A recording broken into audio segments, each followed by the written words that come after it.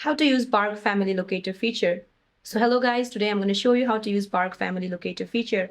So to use this feature, you have to set up the child's device first. So what you can do is go to your child's device settings and then scroll down to privacy and security. Now scroll down to find location services. Tap on it. Now find the Bark Kids app from the list and then change the access to always with precise location turned on.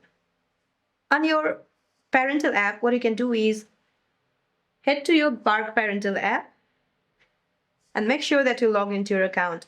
Once you're logged in, tap the map tab at the bottom of your screen. Then select your child's name to view their real-time location on the 24/7 updating GPS map. Now to request live driving or walking directions to where they are, tap the car or map icon next to their location. So that's it for this video, guys. I hope this video was helpful. See you in my next